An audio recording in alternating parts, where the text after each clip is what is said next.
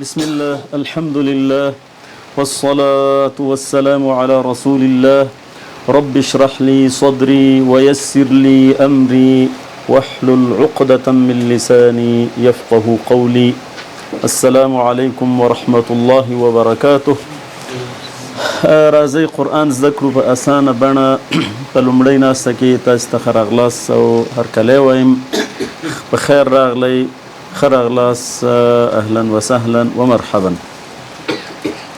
عزیزانو مخکې د دې چې موږ رسمي درس پیل کو دا د قرآن زده کړه او د دې په معنا باندې ځان پویول دا همدقسې لازمي او ضروري موضوع ده لکه څنګه چې د دې د تلاوت موضوع ضروري وه، ځکه چې مسلمان نه مطلوب دا دی چې په قرآن کریم باندې عمل وکړي. دا قرآن کریم هدایت ده. ان هذا القرآن يهدي هذا بيان للناس وهدى يا أيها الناس قد جاءتكم موعظة من ربكم. کله چې دا هدایت ده نو هدایت معنا دی د لارښوونې معنا دی چې انسانان په هغې باندې عمل وکړي. وهذا كتاب أنزلناه مبارك فاتبعوه. دا کتاب مبارک کتاب موږ نازل کړی دی تر څو چې تاسې د دې پیروي او د دې اتباع وکړئ. لقد أنزلنا إليكم كتابا فيه ذكركم أفلا تعقلون. دا کتاب موږ تاسو طرف ته نازل کړی دی، دې کې هم د ستاسو د مسائلو څېړنه ده، ستاسو بحثونه دي، ستاسو ذکر دی پکې، ستاسو معتقد او فکر څنګه وي، ستاسو اخلاق څنګه وي، ستاسې تعلقات او اړیکې او روابط څنګه وي، ستاسو تجارت څنګه وي، اقتصاد هم څنګه وي، راشه درشه هم څنګه وي، تعامل هم څنګه وي، اداره او نظامونه هم څنګه وي. فيه ذکرکم، ستاسو ذکر دی په دې کې، نو تاسو په دې فکر نه کوئ. افلا تعقلون، لږ کلم عقل په دې موضوع کارولی دی. نورونو د همدې اهمیت او ضرورت په بنا باندې په دې سیستم کې دا هڅه شوې ده چې دا ثابته کړی شو چې قرآن کریم آسان دی او تاسې ته به دا انشاءالله معلوم شي. نو زمونږ او ستاسې دغه نننۍ ناسته دا د دې کورس پیژندنه ده مختصره او تعوذ، اعوذ بالله من الشیطان الرجیم، د دې معنا او مفهوم زده کول دي.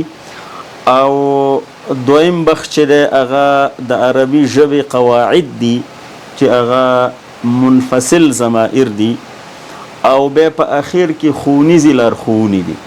موږ او تاسې په دې ناسته کې انشاءالله 12 داسې الفاظ زده کوو، 12 الفاظ چې دا په قرآن کریم کې 2248 ځله راغلي.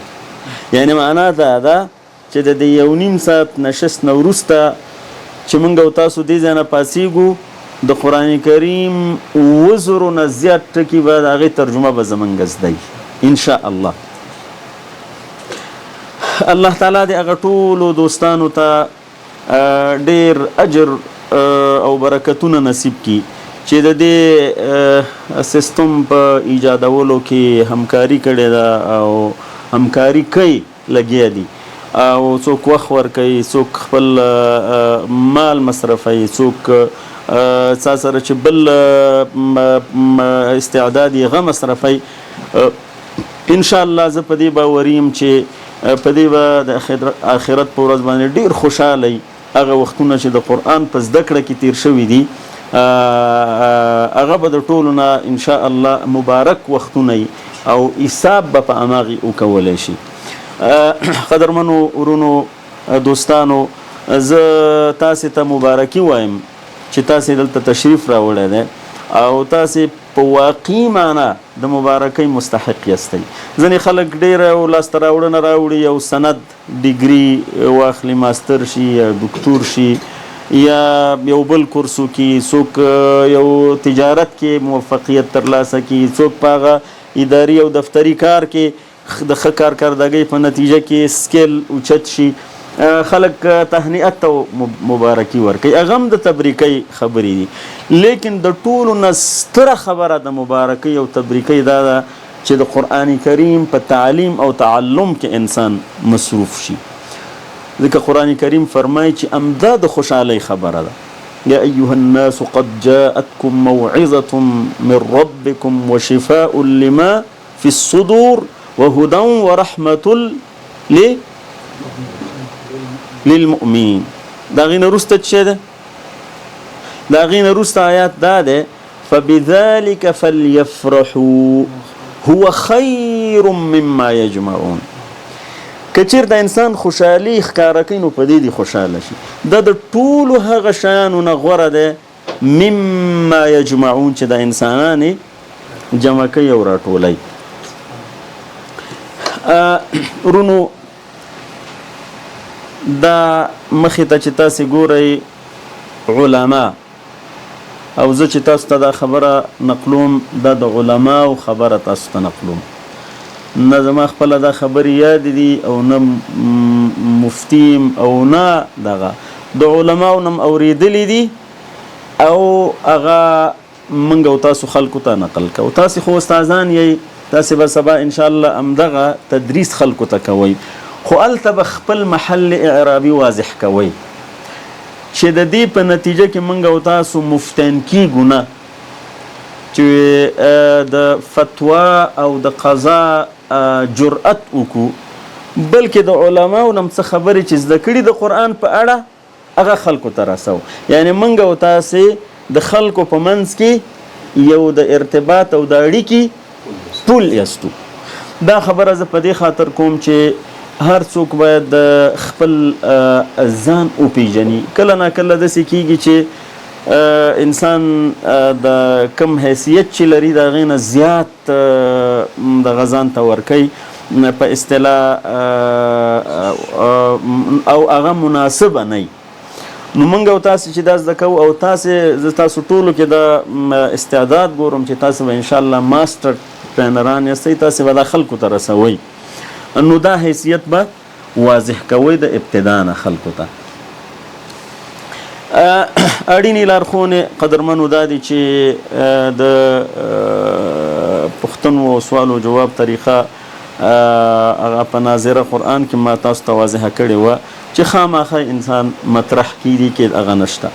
خو هغه سوالونه چې د درس ورکوونکي او د هغې شخصي سوالونه نو بس هغه به تاسو ته دغسې اشاره کیږي چې دا ما او ستا منځ کې د بیا به خبره کوو. که چېرته سوال داسې چې وروسته راځي نو دا د دې اشاره ده چې لږه ګزاره وکړه، د دې جواب په خپله وروسته را روان دی. او که چېرته ستاسې پوښتنه داسې چې هغه مسؤول هم پرې نه پوهېږي نو دغه شان اشاره به کوئ چې نه پرې زه پوهېږم او په ذهن کې مې نه دي، بیا به په دې باندې فکر کوو. د دې معنا دا ده چې دا قرآني مجالس باید د نزاع او د مناقشې مجالس نشي او دا همدغسې قرآني پاتې شي او په دې همدغه غالبه پاتې شي چې د قرآن د دې نورانیت سره انسان پاڅېږي او هغه زړی پې تسکین شي. موبایلونه بند ساتل، په دې تاسې پوهېږئ چې په هر مهم لیکچر او هر مهمه موضوع چې څوک ورته په اهمیت قایلي نو هغه نورو ټولو د هغې نه لږ وخت دپاره ځان منقطع کوي او مخکې نه باید خلکو ته معلوم وي چې دغه یو نیم ساعت او کم یو ساعت او کم 2 ساعته دا د درس دی، نو په دې کې به مزاحمت نه کوي. او دا محترم ورونو څه داسې عام لیکچر او درس نه دی، بلکې دا یو داسې کورس دی چې انشاءالله دا به زموږ او ستاسې په ژوند کې مثبت بدلون راولي. قرآن کریم انسان ساز کتاب دی او چې بیا په دې نیت انسان دې ته کیني، دې ته خامخا انسان په خپل ژوند کې د هر درس نه وروسته، زموږ دا تجربه ده په لسګونو درسونه تقدیم شوي دي چې ګډونوال وایي چې د هر درس نه وروسته زما په ژوند کې تغییر را روان دی او همدغسې دی الله پاک دا درسونه سوچه وساتي چې دا صرف د دې وسیله نشي چې لږ معلومات هم اضافه شول او لږ ثقافت کې هم دغه راغی اضافه والی راغی هغه هم ښه خبره ده لیکن اصل خبره د بدلون او د مثبت بدلون ده. محترمو د قرآن عظیم الشان حقوق موږ او تاسو ټولو ته معلوم دی چې په دې باندې ایمان لرل خو داسې ایمان لرل یوازې دا ایمان نه چې دا د الله پاک اخیری کتاب دی په محمد رسول الله وسلم نازل شوی داسې ایمان لرل چې دا د الله رب العالمین اخیرنی پیغام د کامیابی یوازینی لار همدا ده د دنیا او د آخرت د کامیابی ضامن همدا دی که څوک دا ایمان ولري چې دا هم د کامیابی ضامن دی خو کارل مارکس چې څه ویلی دی هغه خو یو شی دی هغه خو یو څه وایي او دا غربي فلاسفه چې څه ویلی دي ولا دا خو یو 200 کاله 2.5-300 کاله پې دغه چلیدی شي نه که څوک داسې ایمان لري چې دا یعنی هغه دا نور انسانی فلسفې هم انسان په دنیا او آخرت کې انسان کامیابی ته رسی نو دی په قرآن ایمان نه دی راوړی او زه دا نه وایم چې د خلکو د نظریاتو او فلسفو نه استفاده ونشي مثبتو ټکونه خو د کامیابی ضامن دا دی کامیابی ضامن دا دی انسانان چې جوړیږي مطلوب انسانان هغه به په همدې کتاب جوړیږي بس لا يصلح آخر هذه الامه الا بما صلح به اولها د دې امت اخرین به تر په همغه نسخه جوړیږي په کومه نسخه چې د دې امت اولین خلک جوړ شوي هغه هم دغه نسخه وه او د رسول الله صلی الله علیه وسلم سنت چې د دې قرآن کریم تشریح ده ځکه چې هغه اولین مفسر دی وانزلنا الیک الذکر لتبین للناس حبیب صلی الله علیه وسلم دا ذکر من ستا خواته نازل کړی دا په دې خاطر چې د خلکو ته بیان کړي د رسول الله صلی الله علیه وسلم ژوند هغه د دې قرآن تشریح ده او بیان ده د دې تلاوت او درست لوستل دا د دې بل حق ده او په دې موږ او تاسو د ناظره قرآن په کورس کې تفصیلي خبره وکړه چې تر څو دا مسلمانان په سلو کې دا بیا یو ځل قرآن خوانه شوي نه آخر پورې دا د دې حق نه دی ادا شوی او بیا په دې پوهېدل دا د دې بل حق دی ورونو په قرآن باندې پوهېدل دا اساس دی د انسان د تغییر د هغې وجه دا ده چې د پوهې په نتیجه کې انسان عمل کوي او د عمل په نتیجه کې بدلون راځي اوس چې پوهه نه یعنی په قرآن سړی پوه نشي نو د عمل خو سوال نه پیدا کېږي او چې عمل ونشي نو تغییر خو قطعا نه راځي. محترم ډاکټر صاحب که نسخه ولیکي مریض ته او ورته وایي چې وروره دغه امپنسلین او امپیکلاکس او دغه ایګمنټین او دغه دوزونه چې دي دا به وروره اخلي او دغه 3 وخته به استعماله او به یو هفته وروسته به راشي ستا حالت چې کوم او دا د دې دا نسخه ډاکټر صاحب نسخه یو څوک راوالي او په ځای د دې چې دغې ته لاړ شي دواخانې ته 5 وخته دا لولي او وایي چې امپیکلاکس او امپنسلین او ایګمنټین ډېرې ښه ګولۍ دي او بیا یې درته جب کې بیرته ږدي 15 وارې څه چې دا 100 وارې ووایي د دې تلاوت وکړي چې 100 وارې قرائت کړي هغې ته فایده نه ده. د قرآن تلاوت خو فایده رسوي ځکه چې په هر حرف 10 نیکۍ دي لیکن دا جوړیږي نه جوړیږي به همغه وخت چې د صحیح او درست دواخانې نه چې تقلب پکې نه هغې نه یې واخلي او د محترم ډاکټر صاحب د لارښوونې مطابق استفاده کړي بیا به دا ویروسونه ښه شي او جوړ به شي.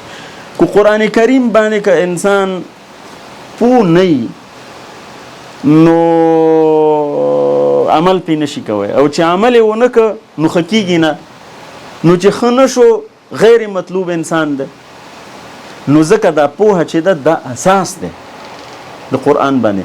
اوس موږ او تاسو 80 کلن 90 کلن 80 کلن خلک لرو او دا شپېته کاله 80 کاله 80 کاله قرآن شریف اورېدلی د سحر مانځه کې م اوري د ماښام مانځه کې م اوري او ماسخوتن مانځه کې م اوري حد اقل چې د امام نه اوري د خپل تلاوت یې پرېږده د جمعې په مانځه کې م اوري په لوړ غږ هغوی کې ولې بدلون نه راځي 80 کالو کې پې پوهېږي نه ورباندې پوهېږي نه او ټولنه کې ولې مثبت تغییر نه راځي ځکه چې انسانان نه دي تغییر شوي ټولنه خو د همدغه انسانانو نه جوړه ده او بیا ورونو دا امت مشنري امت دی دا صاحب رسالت دی دا د یهودانو په شان متعصب امت نه دی چې نه چا سره ځو او نه به څوک راځي نه او نه به څوک زموږ تعلیمات زده کوي دا به موږ د دنیا هر فرد ته رسو بیا د دې تبلیغ دی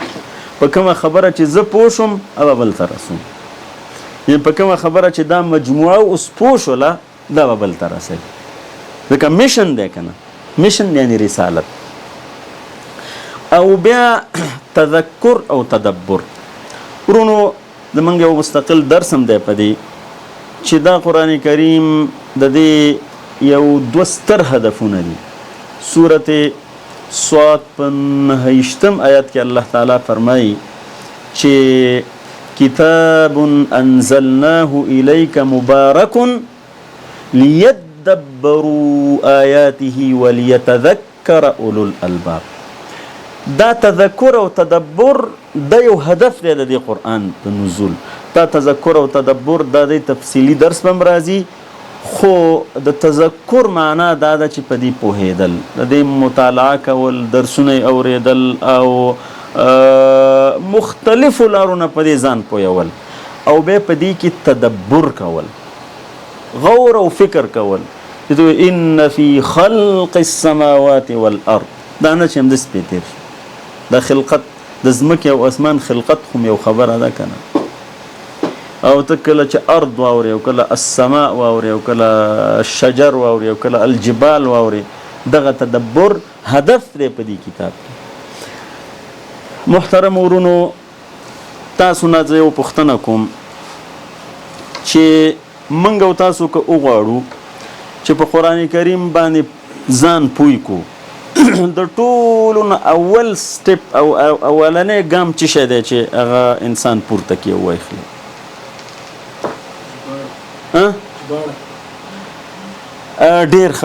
ډېر ښه جواب بل څوک څه وایي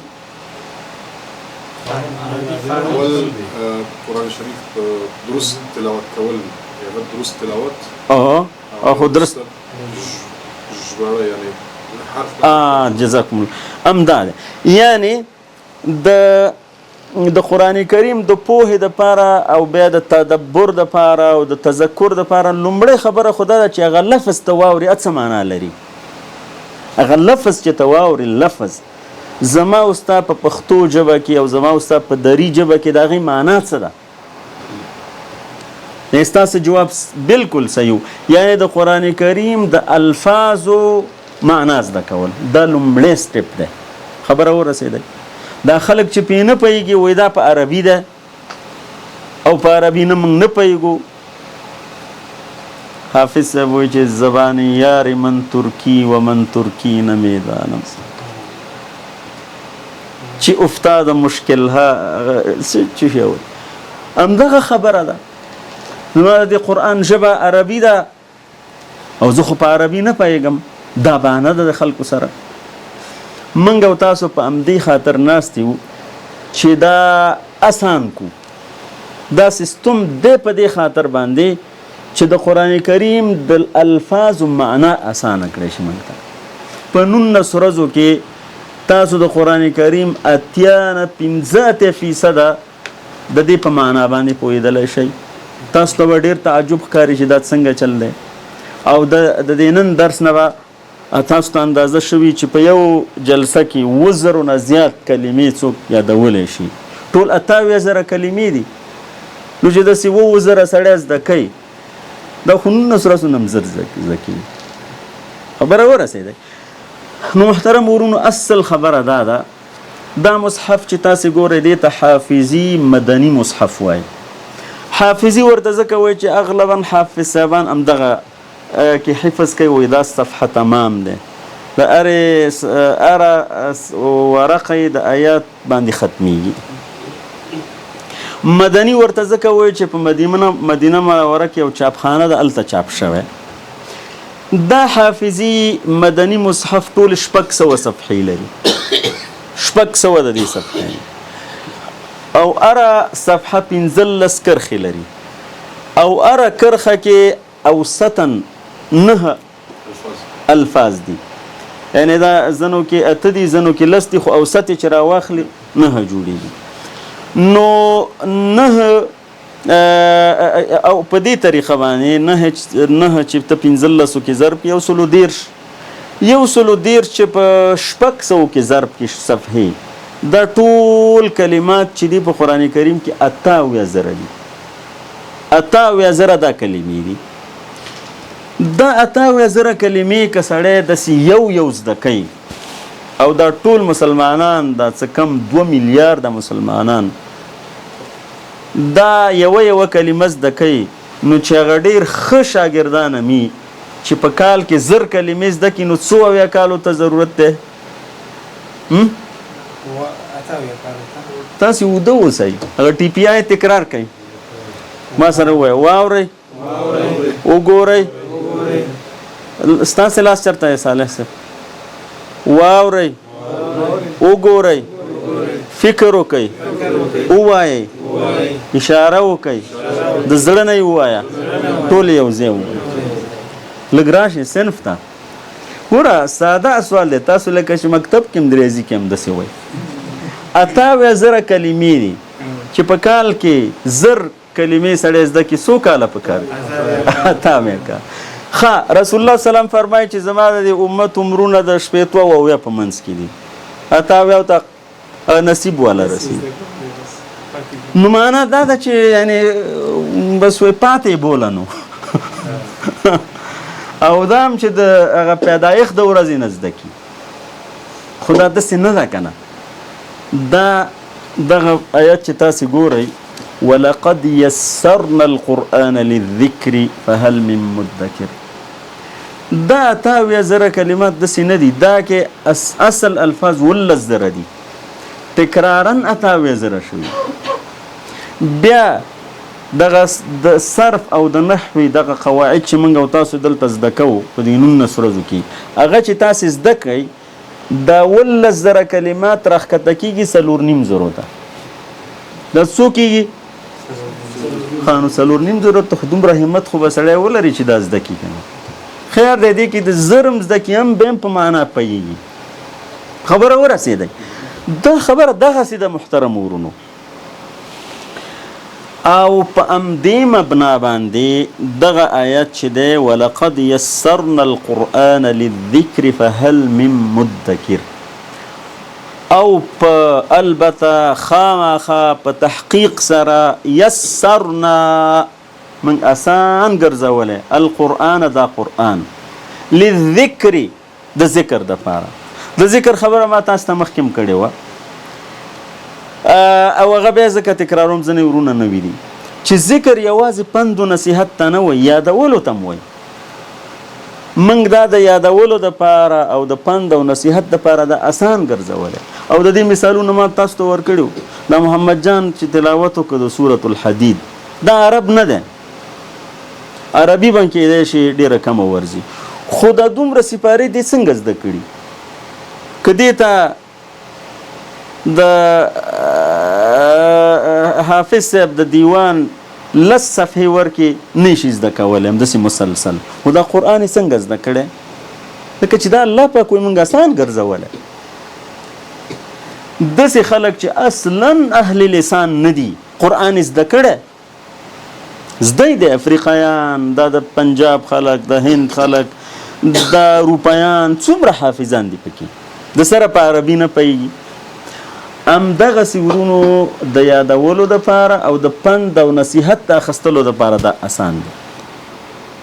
نو دا اصلا د دې کار مبنا ده اساس همدا دی چې دا آسان دی یریږئ مه او الله رب العالمین که پرته د تاکید نه فرمایلی وی چې یسرنا القرآن للذکر، دا قرآن موږ آسان ګرځولی. بیا هم زموږ ایمان و چې دا آسان دی. اوس چې د لام په تاکید او د قد په تاکید فرمایلی دي او یو ځل نه، په دې صورت کې 4 ځلې فرمایلی دي، نو دې کې د شک کم گنجایش پاتې کېږي چې خلک دی وایي چې سخت دی، یا به د قرآن منو او یا به د خلکو منو. د چا به منو؟ د قرآن به منو. او دا ځکه منو چې دا عملی مصداقات موږ او تاسو وینو.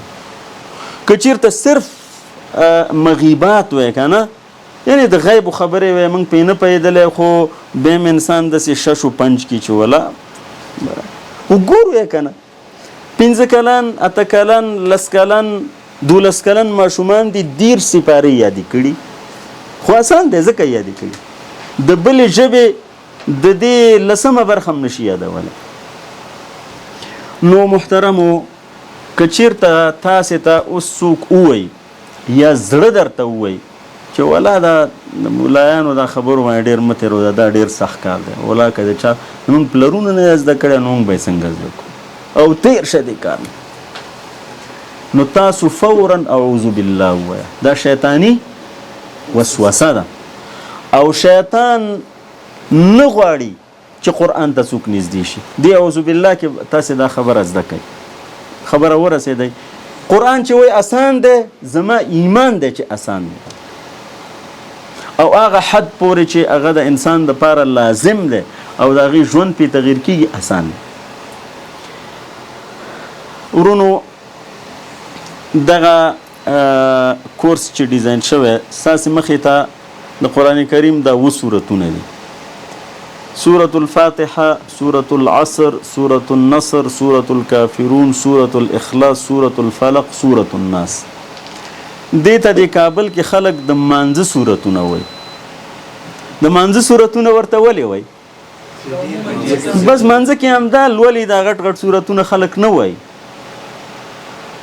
دغه د مانځه سورتونه او منځ کې اذان، د اودس نه وروسته دعا او د هغې نه مخکې دعا او د رکوع او د سجدې تسبیحات او التحیات او درود او اخیری دعا ربنا آتنا فی الدنیا حسنه. دا ټول د دې کورس هغه محتوا ده. خود د دې محتوا په نتیجه کې تاسې دومره لوړه لاسته راونه نه لرئ. یعنی معنا دا ده چې هغومره عربي چې د قرآن د زده کړې دپاره ضرور د هغه مسلمانانو ته مخکې نه یاده ده. دا صورتونه کوم مسلمان ته نه دي یاد؟ چا خبره د منطقین دوانو ته هم دا یاد دي او مونځ خو ټول کوي. نو د دې معنا دا ده محترمو چې قرآن کریم زده کړه موږ د مانځه نه پیل کوو او دا دې کې دا 242 الفاظ چې دي 242 الفاظ، اول خو د مانځه د الفاظ 40,000 وار په قرآن کې راغلي. تاسې به تعجب وکړئ، یعنی دا ریسرچ شوی، په دې تحقیق شوی. د مانځه الفاظ دی چې زده کړه خو ټول 88,000 د ټول د مانځه او د دغې دي. یعنی معنا دا چې دا لږ لږ پاتې کېږي، دا لږ لږ. ورونو، د دې کورس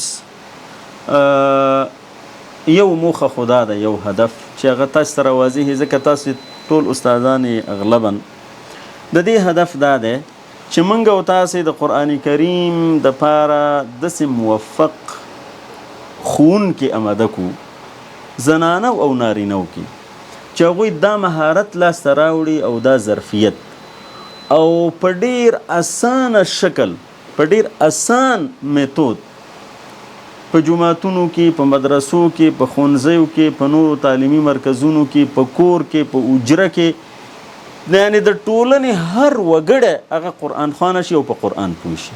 یو موخه، یو لوی هدف دا دی. لیکن دا څنګه په ډیر لږ وخت کې، اوس خلک مصروف دي او دا د مصروفه دنیا کې په دې 20مه پیړۍ کې خلک ډیر مصروف دي. دا وخت څوک نشي ورکولی چې هغه دې لاړ شي 2 کاله او 3 کاله او 8 کاله دې تیر کړي او بیا دغه زده کړي نشي ورکولی او په قرآن باندې پوه هم ضرور ده نو څه به کوو دا دغه به اسانه و خلکو ته په ځای د دې چې ویو چې بس بلا مې توره درپسې که زده کېږي مو که نه دته به کار اسانې ځکه هدف دا دی چې خلک جنت ته لاړ شي او د جنت د لاره د قرآن لاره ده په قرآن به عمل کوي سیده به جنت ته ځي یو هدف دا دی او یو هدف دا دی چې کوم خلک د دې وړتیا نه لري په طبیعي لحاظ باندې شي ښوونکي شي لږ تر لږه په دې به پوه شي چې امام صاحب څه تلاوت کوي په هغې به پوهېږي چې دا څه موضوع روانه ده که بل چاته یې نشي رسولی خپله به پرې پوهېږي چې دا اوس امام صاحب چې ومې ویل چې اهدنا الصراط المستقیم دا د هدایت راغی سبح لله ما في السماوات وما في الأرض وهو العزيز الحكيم نو معنی څه شوه خو پرې پوه شي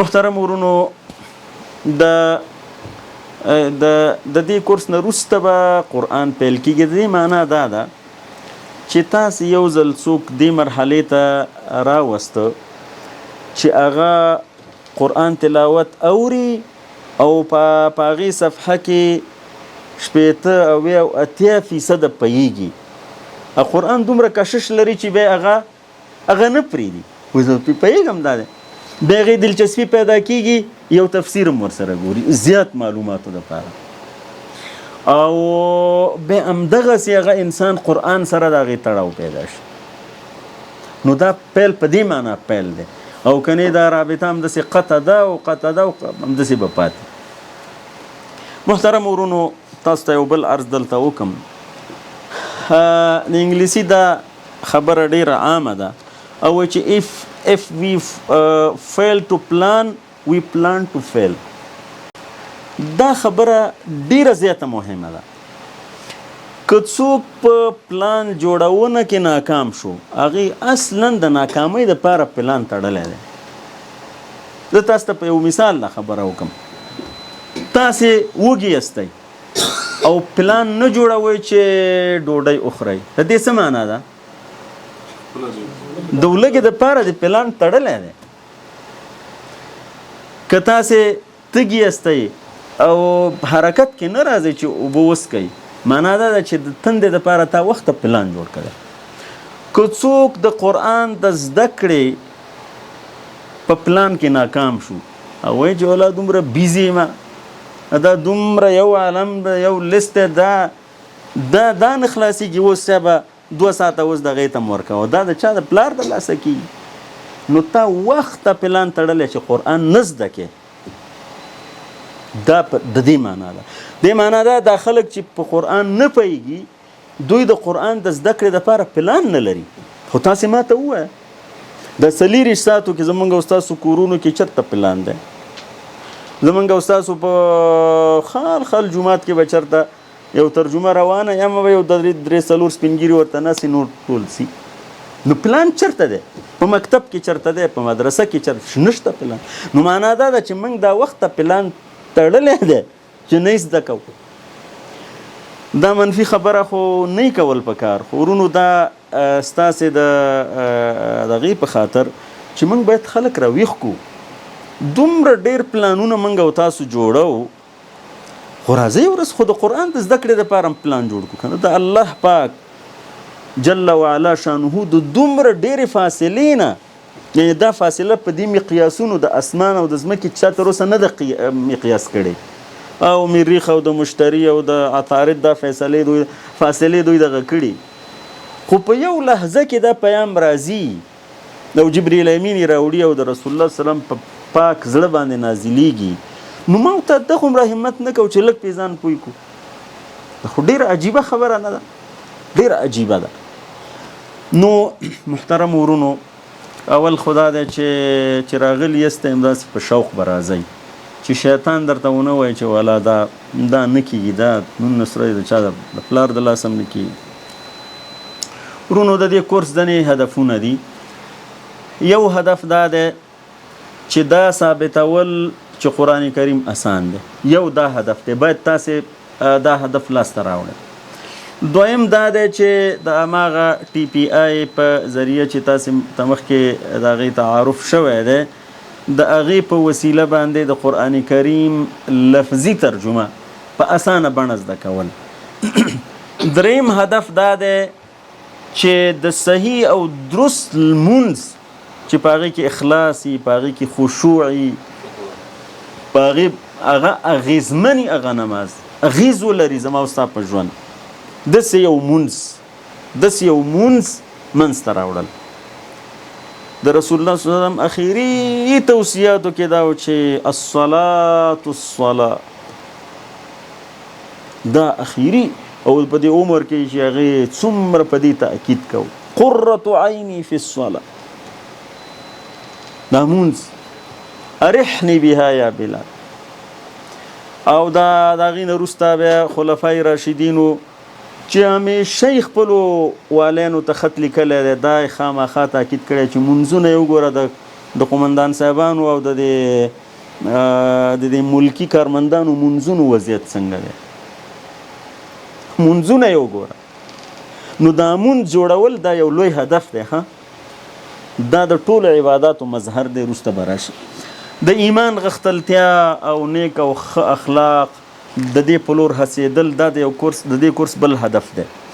د قرآني علم سره مربوط لږ تر لږه 100 عربي جملې به تاسې داسې زده کوئ چې هغه بالکل هغه به که څوک بیا دوبۍ ته امر د اسانېږي کار به عربي به یې دلته زده وي. محترم ورونو، د دې کورس ځینې ځانګړتیاوې دي. یوه یې دا ده چې دا کورس د ټولو نه په اسانه او غوره طریقه پیل کیږي چې هغه مونځ دی او دا زمونږ او ستاسې مخکې نه زده دی. لږ تر لږه یې هره ورځ سورة الفاتحه مونږ او تاسو 22 ځله وایو چې یوازې دا فرض مونځونه او سنت مونځونه راواخلو، دا نوافل خو دی نه علاوه دي. او 15 وخت لمونځونو کې مونږ او تاسو په کومه ژبه خبرې کوو؟ په عربي. دا نارینه، زنانه، ځوانان، سپینګیري، د دې ټولو عربي زده ده. تاسې یوه ژبه ماته راوښیه چې یو انسان یې هره ورځ 1 ساعت په هغې خبرې کوي په عربي. دا ټول مسلمانان خبرې کوي، یعنی په خپلو ژبو کې هم مسلسل موږ او تاسو دغه نشو کولی. نو محترمو، د دې کورس یو ځانګړتیا دا ده چې تاسې به میخانیکي زده کړه نه کوئ، تاسې کې به هغه د ترجمې کولو استعداد پیدا کیږي. په خپله موږ او تاسو دورې هم کړي دي، خو چې دوره مې وکړه ښه خبره مې واورېدې، ښه خبرې سړي زده کیږي، لیکن هغه استعداد د ترجمې کولو چې ته بل چاته وښیې، دې کې دا استعداد پیدا کیږي. دا یو هدف دی. او منګه محترمو په دې کورس کې یو لکه څنګه چې د ناظره په دغه کې کارول او د آسان نه د مشکل په لور قاعده په پام کې نیول شوی. آسان شیان به اول زده کو او مشکل شیان به وروسته زده کو. یعنی آسان چې د یو چا زده شو هغه جرأت پیدا کوي چې مشکل هم زده کیږي. او د اصطلاحاتو په ځای منګه او تاسو مفاهیمو باندې کار کوو او هغه دلته مثال د نه وروسته راځي. د دې میتود په اساس هر ګډونوال کې دا وړتیا پیدا کیږي چې هغه ترجمه وکړي. او په دې میتود کې د ټي پی آی دا جذاب او زړه راښکونکي میتود نه استفاده شوې ده. او د ټولو نه لویه او مهمه خبره دا ده محترمو چې د دې کورس په نتیجه کې د قرآن کریم سره د مسلمان تړاو پیدا کیږي. یعنی ژوند، یعنی دا د ژوند کتاب ګرځي، څه یوازې تلاوت دپاره او الماریو دپاره نه. او همدغسې محترمو د تشویقي اسلوب نه کار اخیستل شوی. ما تاسو ته اول کې دا اعلان چې وکړو چې 1000 او 200 او څو کلمې تاسې زده کوئ، خو طبیعي ده ته چې دا خبره چاله کې. و زه چې یو هفته انګلیسي کورس ته لاړ شم 1000 کلمې نشم زده کولی، یو هفته څه چې یو میاشت لاړ شم. او قرآن کریم کې چې 2 ساعتو کې زده کې نو طبیعي د خلک تشویق کیږي او دا یعنی په حقیقت بنا خبر. زمونږ استاد د کورس د مختصری معرفی نه وروسته او پیژندنې نه وروسته د درس لومړی برخه چې هغه تعوذ دی پیل کیږي. د قرآن د تلاوت نه چونکې مخکې موږ او تاسې مکلف یو چې اعوذ بالله وایو، نو په دې وجه باندې په پیل کې موږ امدینه پیل د امدینه کوو غیر القرآن. او دا عجیبه ده، تاسې به په دې فکر کړی چې ټول کارونه همدا دی چې په بسم الله شروع نشي هغه نیمګړي دي، لیکن قرآن کریم کې وایي چې نه فاذا قرأت القرآن، قرآن کریم په پیل کې اعوذ بالله ده. په دې فکر کړی دا ګوره ډېر لوی معنا لري، ځکه چې د شیطان د ټولو نه لویه هڅه دا ده چې دا مسلمان د قرآن سره اړیکه پیدا نه کړي. وایي که دې سره یې اړیکه پیدا شوه زما د لاسه ووت بیا زما په کار نه راځي. ګوره دا په ټولو کارونو کې چې موږ او تاسو یې پیل کوو موږ په بسم الله ویلو مکلف یو، خو د قرآن کریم د تلاوت په پیل کې په څه شي مکلف یو؟ په اعوذ بالله من الشیطان الرجیم ویلو مکلف یو. نو د دې اعوذ بالله معنا او مفهوم موږ او تاسو زده کوو، دې کې څه پیغامونه دي. د درس طریقه دا ده چې هر آیات او عربي دلته راځي اول به هغه موږ په صحیح تلفظ وایو، ځکه چې د مونځ تصحیح هم مطلوب ده.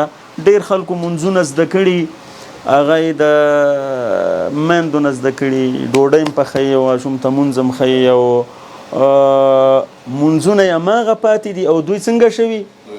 دوی لوی شوي او دوی دومره لوی شوي دي چې اوس دې ته آماده هم نه دي چې هغه زده کړي. وایي ما 15 کاله مونځ کړی وروره، ته اوس هغه ټول راته چلی پاکې، خو چې درس کې کینی بیا وایي خبره نشته سبق دی ټولې وایي زه یم پکې وایم. نو نتیجه دا شي چې خلک مونځ زده کړي. نو تاسو ما سره ووایه اعوذ بالله من الشیطان الرجیم.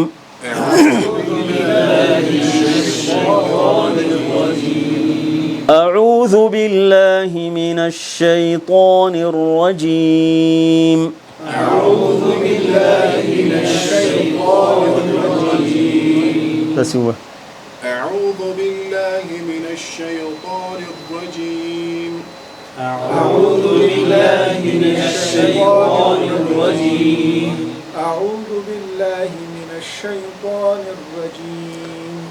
أعوذ بالله من الشيطان الرجيم. أعوذ بالله من الشيطان الرجيم. أعوذ بالله من الشيطان الرجيم. ما شاء الله دلته خو چون کې استادان ناس دي، تاسې چې کله درس ورکوو عامو خلکو ته نو په ټولو به یې تکراروئ. خبره ورسېدی داسې نه چې وایي چې هلته په 3 نفر وویل او دا 3 نفر بس دي. هلکه چې دې کې یو لوی هدف د مونځ تصحیح ده. اعوذ د دې ترجمه منګه دلته کړې ده زه په پناه کې راځم. عموما د دې څه ترجمه کیږي؟ آفرین. د زه پناه غواړم او زه په پناه کې راځم د دې دواړو په مفهوم کې فرق دی.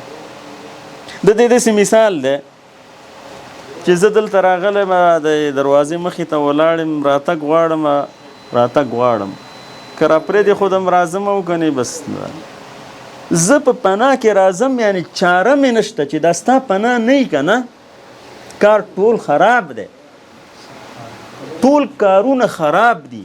زه په پناه کې راځم او هماغه وخته پورې په دې باندې اصرار کوم چې پناه دي چې نه وي زما یو کارم دغسې د غشو په څیر د دغې لاندې ما فتنې دي او شبهات دي او شهوتونه دي او مشکلات دي چې ستا پناه نه وي که نه یو لحظه مې ګزاره نه کېږي. نو تاسې دې نه وروسته چې دا اعوذ بالله مانځه کې وایه که نه چې دا ګوره دا فورا هم ذهن کې دا راشي.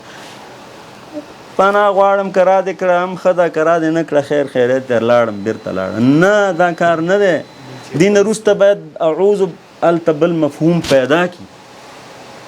اعوذ بالله چې ته په مانځه کې وې او یا د قرآن په تلاوت کې وې دغه مفهوم هلته مستحضر شي تا سره. زه په پناه کې راځم یا الله زما د سره بل ځای نشته د پناه، هېڅ ځای مې نشته. دا لوی لوی امپراتوري چې دا ما ته پناه نشي راکولی. ستا چې پناه نه وي ستا پناه کارونه خراب دي. زه ترجمه کوي اعوذ ترجمه کوي تاسو دا به تاسو ترجمه په خلکو تکراروئ ځکه دا نه دی چې وایي ښې خبرې وکړې خو پې پوه نه شو چې څه یې ویل. دا زده کول غواړي. دا په قرآن کریم کې اووه ځل راغلی دا اعوذ اعوذ اعوذ. محترمو تاسو که دې غټو کارخانو ته چېرته چې د هیوي مشینري هلته تلي یستئ هلته یې څه شیان لیکلي سیفټي فرسټ بلې څه شی لیکلی بکل اپ بلې څه شی لیکلی ګیټ پروټیکشن. دی ولې لیکلي؟ دی ځکه لیکلي چې د هر کار نه مخکې د انسان خپل حفاظت مهم دی. که ته ډېر لوی انجینر هم یې خو چې هلته لاړې او ستا د دغې خطري ستا ځان ته خطري تا ته خطري. ته که ډېر لوی پروفیسور هم یې یو ډېر علمي مرکز ته لاړې او هلته د مشکلاتو نه ډکي تا ته خطري هېڅ هم نشي کولی. که د ډېر لوی ډاکټر او داسې د دواخانې او دواسازۍ کارخانې ته لاړې او تا ته اول ته به سیفټي فرسټ اول به خپل دغه وکړې بیا به نور کارونه کوي. دا اعوذ همدغسې معنا ده محترمو چې یا الله ستا صحیح بندگی او صحیح عبادت او صحیح طاعت هماغه وخت کې کېږي چې ستا په پناه کې یم. دا کارونه دي چې راسپارلي دي مسؤلیتونه هماغه وخت کې صحیح ادا کولی شم چې ستا په پناه کې یم. نور به کېږي کله وروسته کله مخکې کله کم کله زیات خو چې پناه دي که نه نو کار به جوړي. خو که هر څه راسره وي او ستا پناه نه وي هېڅ شی هم نشته. په یو لحظه کې انسان صفر کېږي. په یو لحظه کې موږ او تاسو خو ګورو مثالونه. نو دا سیفټي فرسټ ډېر مهمه خبره ده ورونو. دا اعوذ بالله چې موږ او تاسو ته تلقین شوی دا ساده خبره نه ده. بالله بی د په پښتو کې موږ د بې معنا دم کو پیم ترجمه کېږي بی د. دا بالله دا لفظ په قرآن کریم کې د 2.5 وارو نه زیات راغلی. بالله کې رازم د چا د الله. نور بندگان بس یو پناه به یې بنده مانده خبره ورسېدی. پناه خو د هغې ده د هغې ذات ته. خلک د انسانانو پناه غواړي او ډېر پې نازېږي. ولا هغه د تره زوی مې جنرال دی ولا هغه د لرې کاکا د کاکاګانو زامنو کې م راځي هغه چې دی دغه دی رئیس صاحب دی په دغې کې شرعي محکمه کې. اب خلک دا پناهګانې غواړي.